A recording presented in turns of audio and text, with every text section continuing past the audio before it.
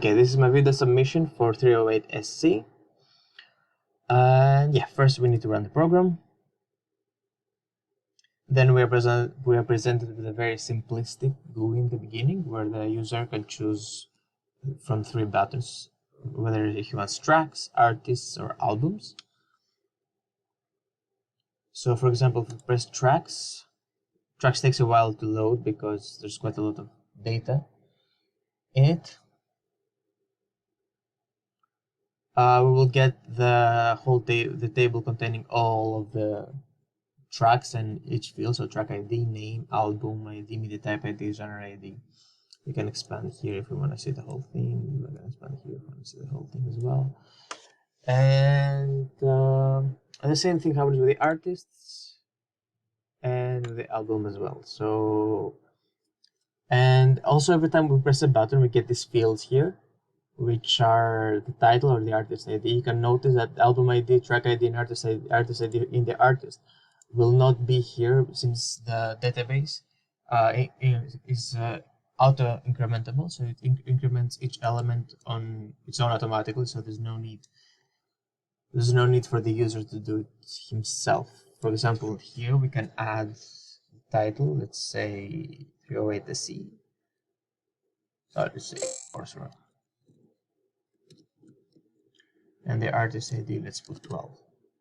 And if we press add, then we'll get this message telling us that our album has been added, and then we need to update the database. So we go from one button to the other. So it also updates each time we go to another button. The database updates and it adds the element we just added. So here, if we go to the bottom, you can see the 368 coursework title and the artist ID, the 12 that we put.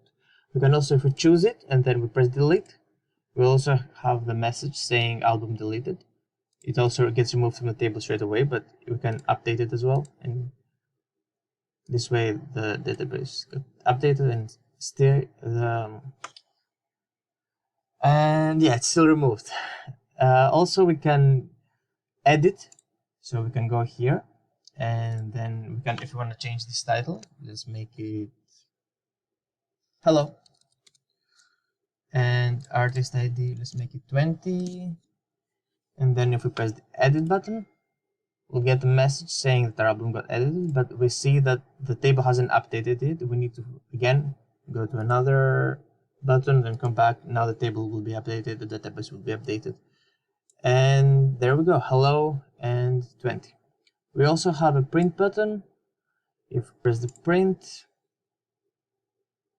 we can go, since I don't have a printer in my house, I'm just converting it to a PDF. And yeah, I'll print it. Printing is in process. Then we choose a name, coursework.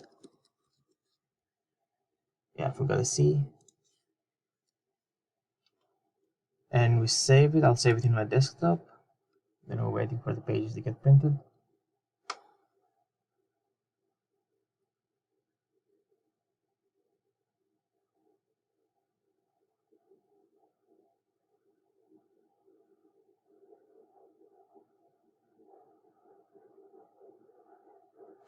All the pages.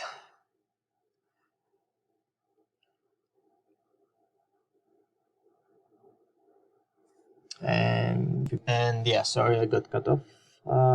And then, as we can see, we have a PDF file here with coursework. And if we open it, we can see that our table has been successfully converted to PDF.